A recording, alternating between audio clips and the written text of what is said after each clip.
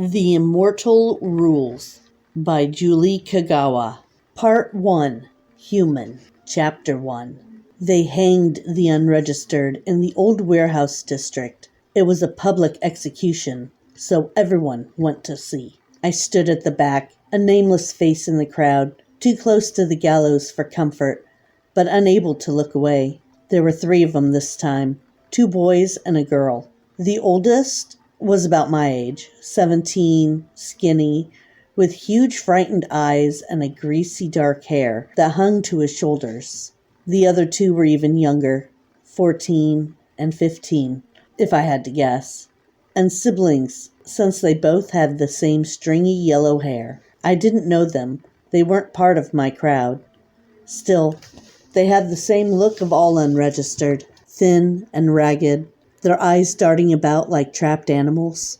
I crossed my arms tightly, feeling their desperation. It was over. The trap had closed.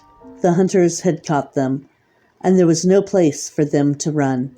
The pet stood on the edge of the platform, puffed up and swaggering, as if he caught the kids himself. He was walking back and forth, pointing to the condemned and rattling off a list of crimes, his pale eyes gleaming with triumph. Assaulting a citizen of the inner city, robbery, trespassing, and resisting arrest. These criminals attempted to steal Class 1 foodstuffs from the private warehouse of the inner city.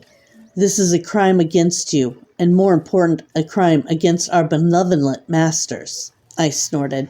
Fancy words and legal mumbo-jumbo didn't erase the fact that these criminals were just doing what all unregistered did to survive. For whatever reasons, fate, pride, or stubbornness, where non-registered humans didn't have the mark of our vampire masters etched into our skin, the brands that told you who you were, where you lived, and who you belonged to.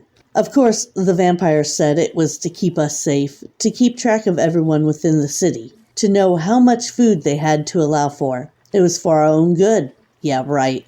Call it what you wanted. It was just another way to keep their human cattle enslaved. You might as well be wearing a collar around your neck. There were several good things about being unregistered. You didn't exist. You were off their records. A ghost in the system. Because your name wasn't on the list, you didn't have to show up for monthly bloodletting, where human pets in crisp white coats stuck a tube in your vein and siphoned your blood into clear bags that were placed into coolers and taken to the masters. Miss a couple of lettings and the guards came for you, forcing you to pony up the late blood, even if it left you empty as a limp sack. The vamps got their blood one way or another. Being unregistered let you slip through the cracks. There was no leash for the bloodsuckers to yank on. And since it wasn't exactly a crime, you'd think everyone would do it. Unfortunately, being free came with a hefty price. Registered humans got meal tickets. Unregistered didn't. And since the vamps controlled all the food in the city, this made getting enough to eat a real problem. So we did what anyone in our situation would do. We begged. We stole. We scraped up food wherever we could. Did anything to survive. In the fringe, the outermost circle of the vampire city, food was scarce, even if you weren't unregistered. The ration trucks came twice a month and were heavily guarded. I'd seen registered citizens beaten just for getting out of line. So while it wasn't exactly a crime to be unregistered, if you got caught stealing from the bloodsuckers and you didn't have the prince's cursed brand grazing your skin, you could expect no mercy whatsoever. It was a lesson I'd learned well. Too bad these 3 never did. 8 ounces of soy, 2 potatoes, and a quarter loaf of bread. The pet was still going on, and his audience had their eyes glued to the gallows now. Morbidly fascinated, I slipped into the crowd, moving away from the platform. The smug voice rang out behind me, and I clenched my hands, wishing I could drive a fist through his smiling teeth. Damn pets. In some ways, they were even worse than the bloodsuckers. They'd chosen to serve the vamps, selling out their fellow humans for safety and luxury it brought. Everyone hated them. But at the same time, everyone was jealous of them as well. The rules regarding unregistered citizens are clear. The pet was wrapping up, stretching out his words for the greatest effect. According to Clause 22, line 46 of New Covington Law, any human found stealing within city limits who does not have the mark of protection from the prince shall be hanged by the neck until they are dead. Do the accused have any last words? The oldest thief swearing at the pet, telling him to do something anatomically impossible. I shook my head. Brave words wouldn't help him. Nothing would now. It was fine and good to be defiant to the end, but it was better not to get caught in the first place. That was his first mistake, and ultimately his last. Always leave yourself an out. And that was the first rule of the unregistered. Do whatever you want. Hate the vamps. Curse the pets. But never get caught. I picked up my pace, hurrying past the edge of the crowd, and broke into a jog. The clunk of the trap doors releasing echoed very loudly in my ears. Even over the grasp of the watching crowd, the silence that followed was almost a living thing, urging me to turn, to glance over my shoulder, ignoring the knot in my stomach. I slipped around a corner, putting the wall between myself and the gallows so I wouldn't be tempted to look back. Life in the fringe is a simple thing, like the people who live here. They don't have to work, though there are a couple trading posts set up around the fringe where people collect what they find and exchange it for other things. They don't have to read. There are no jobs that require it.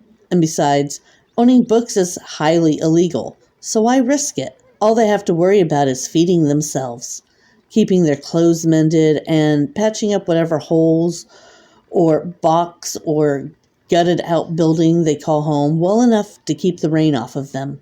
The secret goal of almost every fringer is to someday make it to the inner city, past the wall that separates the civilized world from the human trash, into glittering city that looms over us with its great starry towers that had somehow resisted crumbling into dust.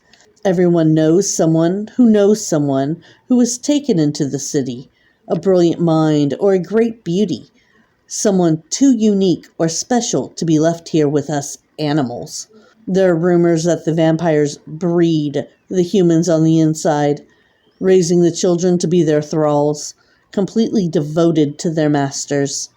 But since none who are taken into the city ever come out again, except the pets and their guards, and they aren't talking, no one knows what it's really like. Of course, this only feeds the stories. Did you hear? Styx asked as I met him in the chain-link fence that marked the edge of our territory.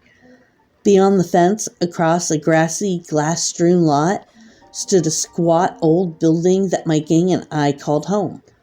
Lucas, the de facto leader of our gang, said it used to be a school, a place where kids like us gathered every day in huge numbers to learn. That was before the vamps had it gutted and burned, destroying everything on the inside. But it was still a refugee for a gang of skinny street kids. 3 stories high, the brick walls were beginning to crumble. The top floor had fallen in, and the halls were filled with mold, rumble, and little else. The charred halls and empty rooms were cold, damp and dark, and every year a little more of the walls fell away. But it was our place, our safe haven, and we were fiercely protective of it. Hear what? I asked as we ducked through the gap in the rusty fence, striding through weeds and grass and broken bottles to where home beckoned invitingly. Gracie was taken last night, into the city. They say some vampire was looking to expand his harem, so he took her. I looked at him sharply. What? Who told you that? Kyle and Travis? I rolled my eyes in disgust. Kyle and Travis belonged to that rival gang of unregistereds. We don't bother each other, usually, but this sounded like something our competitors would concoct just to scare us off the streets. You believe anything those two say. They're screwing with you, Stick. They want to scare you. He trailed me across the lot like a shadow, watery blue gaze darting about. Stick's real name was Stephen, but no one called him that anymore. He was taller than me, by several inches, but my 5 foot nothing didn't make his feet all that impressive. Stick was built like a scarecrow, with straw-colored hair and timid eyes. He managed to survive on the streets, but just barely. They're not the only ones talking about it, he insisted. Cooper said he heard her scream a few blocks away. What does that tell you? If it's true that she was stupid enough to go wandering around the city at night, probably got herself eaten. Allie! What? We ducked through the broken door frame into the dank halls of the school. Rusty metal lockers were scattered along one wall, a few still standing, most dented and broken. I headed toward an upright one and yanked the door open with a squeeze. The vamps didn't stay in their precious towers all the time. Sometimes they go hunting for live bodies. Everyone knows that. I grabbed the brush that I kept here, to go with the mirror that was stuck in the back, the only usable one in the building. My reflection stared at me, a dirty-faced girl with jet straight black hair and squinty eyes, as Rat put it. At least I didn't have teeth like a rodent. I ran the brush through my hair, wincing at the snags. Stick was still watching me, disapproving and horrified, and I rolled my eyes. Don't give me that look, Stephen, I said, frowning. If you're out past sundown and get tagged by a bloodsucker, that's your fault for not staying put or not paying attention. I replaced the brush and shut the locker with a bang. Gracie thought that just because she's registered and her brother guards the wall, she was safe from the vampires? They always come for you when you think you're safe. Mark is pretty torn up about it, Stick said, almost sullenly. Gracie was his only family since their parents died. Not our problem. I felt bad for saying it, but it was true. In the fringe, you looked out for yourself and your immediate family, no one else. My concern didn't extend beyond myself, Stick, and the rest of our small gang. This was my family, screwed up as it was. I couldn't worry about the trails of everyone in the fringe. I'd plenty of my own, thanks. Maybe, Stick began and hesitated. Maybe she's happier now? He continued. Maybe taken into the inner city is a good thing? The vampires will take better care of her, don't you think? I resisted the urge to snort. Stick, they're vampires, I wanted to say. Monsters. They only see us as two things, slaves and food. Nothing good comes from a bloodsucker, you know that. But telling Stick that would only upset him more. So I pretended not to hear. Where are the others? I asked as we walked down the hall, picking our way over rubble and broken glass. Stick trailed morosely, dragging his feet, kicking bits of rock and plaster with every step. I resisted the urge to smack him. Mark was a decent guy, even though he was registered. He didn't treat us unregistered like vermin, and even spoke to us on occasion when he was making his rounds at the wall. I also knew Stick had feelings for Gracie, though he would never act on them. But I was the one who shared most of my food with him, since he was usually too scared to go scavenging by himself. Ungrateful little snot. I couldn't watch out for everyone. He knew that. Lucas isn't back yet, Stick finally mumbled as we came to my room, one of the many empty spaces along the hall. In the years I had been here, I'd fixed it up the best I could. Plastic bags covered the shattered windows, keeping out the rain and damp. An old mattress lay on the corner with my blanket and pillow. I'd even managed to find a folding table, a couple chairs, and a plastic shelf for various clutter. Little things I wanted to keep. I'd built a nice little lair for myself. And the best part was my door still locked from the inside, so I could get some privacy if I wanted. What about Rat? I asked, pushing my door. As the door squeaked open, a wiry boy with lank brown hair jerked around, beady eyes widening.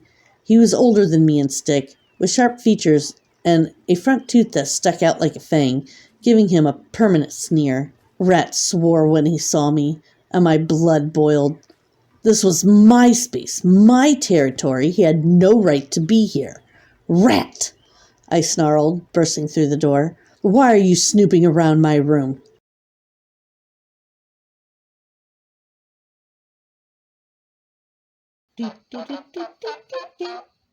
Goodbye.